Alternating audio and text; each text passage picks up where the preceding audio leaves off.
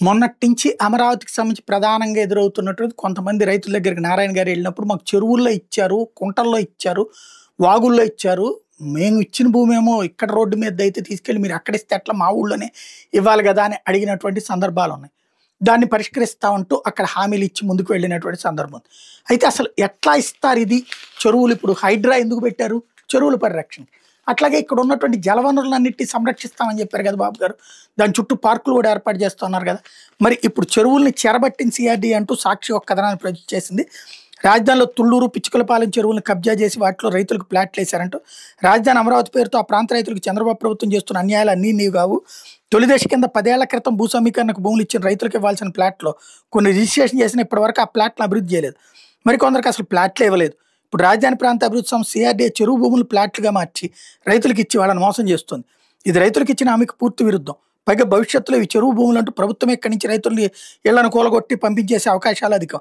ఇలా చంద్రబాబు ప్రభుత్వం రైతులను కూడా వెనుపోటు పొడుస్తుంది. సందట్లో సడేమియాగా అర్హులు కాని తెలుగుదేశం పార్టీ సానుభూతి పనులకు ప్లాట్లు ఇచ్చుకుంటుంది. రాజధాని ప్రాంతంలో పలువురు రైతులు నిలువున ముంచేందుకు చంద్రబాబు సర్కార్ నేతృత్వంలో సిఆర్డీఏ చెరువుల భూములను కబ్జా చేసింది. రాజధాని కోసం భూ సమీకరణ ల్యాండ్ పూలింగ్ కింద భూములు ఇచ్చిన రైతులకి వాటిలో రెసిడెన్షియల్ ప్లాట్లు, నివాస స్థలాలు రిజిస్ట్రేషన్ చేసి ఇచ్చింది.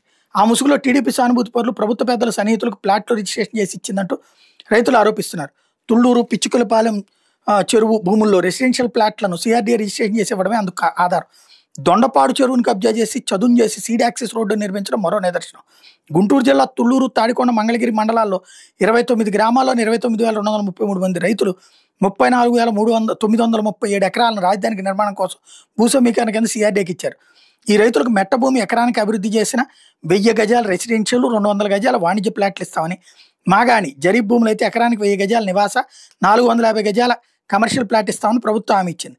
ఆ మేరకు 29,233 మంది రైతులకి 69,421 ప్లాట్లను కేటాయించామని, ఇప్పటి వరకు 27,105 మంది రైతులకి 61,753 ప్లాట్లను రిజిస్ట్రేషన్ చేసి ఇచ్చామని సిఆర్డీ చెబుతుంది.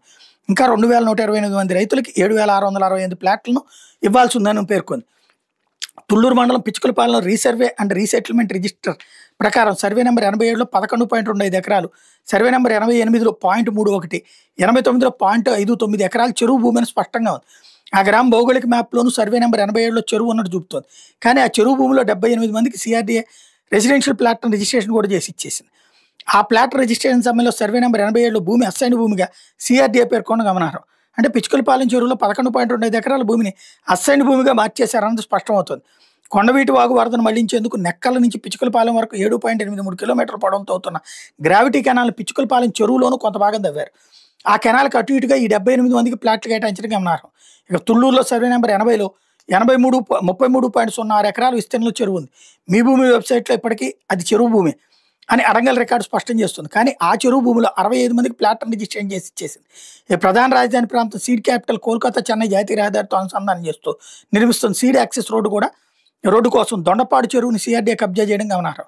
ఆ చెరువును చదును చేసి రోడ్డు నిర్మించింది.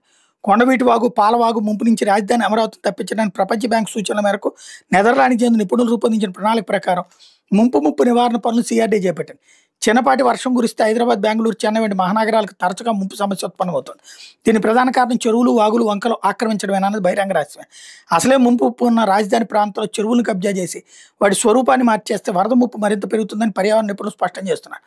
వరద ముప్పు, భూగర్భ జలాల పరిస్థితిని దృష్టిలో ఉంచుకునే ఎలాంటి పరిస్థితుల్లోనూ చెరువులు, వాగులు, వంకలు, నదులు, జలాశయాల భూమిని ఇతర అవసరాలకు మళ్లించకూడదని, వాటిని పూర్తి స్థాయిలో పరిరక్షించే బాధ్యత ప్రభుత్వాలదేనని సుప్రీంకోర్టు జాతీయ హరిత ట్రిబ్యునల్ అనేకసార్లు స్పష్టమైన ఆదేశాలు ఇచ్చాయని గుర్తు చేస్తున్నారు. చంద్రబాబు ప్రభుత్వం వాటిని దొంగలో దొక్కి చెరువు భూములు రెసిడెన్షియల్ ప్లాట్ల కింద ఇచ్చేయడం, సీడ్ యాక్సెస్ రోడ్డు నిర్మించడం, సుప్రీంకోర్టు, ఎన్జీటీ ఆదేశాలను అపాస్యం చేయడం అని పర్యావరణవేత్తలు, న్యాయ నిపుణులు చెబుతున్నారు. చెరువు భూమిలో ప్లాట్ ఎట్లా ఇస్తారంటూ బ్రహ్మం చౌదరి రైతు పిచ్చుకలపాలెంకి సంబంధించి 78 మందికి రెసిడెంట్ ప్లాట్లు రిజిస్ట్రేషన్ చేసి ఇచ్చేసరి ఇది అక్రమం కాదా? ఆ ప్లాట్లో ఇల్లు నిర్మించడం భవిష్యత్తులో అంటే కోల్చడానికి గ్యారంటీ ఇచ్చేది ఎవరు? రాజధానికి భూములు ఇచ్చిన పాపానికి మాకు చెరువు భూమిలో ప్లాట్లు అంటే కట్టి మోసం చేస్తారా? పిచ్చుకలపాలెం చెరువు భూమిలో ప్లాట్ ఇచ్చిన వాళ్ళలో రైతులు కాని వాళ్ళు కూడా ఉన్నారు. వ్యవహారంపై సమగ్ర విచారణ జరిపి బాధ్యుల మీద చర్య తీసుకోవాలంటే అక్కడ రైతు కోరడం. అంటే రాజధానికి భూములు ఇచ్చిన రైతులకు మాత్రం ల్యాండ్ పూలింగ్ స్కీమ్ కింద అభివృద్ధి చేసి రెసిడెన్షియల్, కమర్షియల్ ప్లాట్లు సిఆర్డీ ఇవ్వాలి. ఆ ప్లాట్లను భూ సమీకరణ కింద తీసుకున్న భూముల్లోనే ఇవ్వాలి. కానీ పిచ్చుకలపాలెం చెరువు భూమిలో 78 మందికి, తుళ్ళూరు చెరువు భూములు 65 మందికి ప్లాట్లను రిజిస్ట్రేషన్ చేయడం బట్టి చూస్తే రాజధానికి భూములు ఇచ్చిన రైతులకు చంద్రబాబు సర్కార్ వెనుపోటు పొడిచిందన్న స్పష్టమవుతుంది.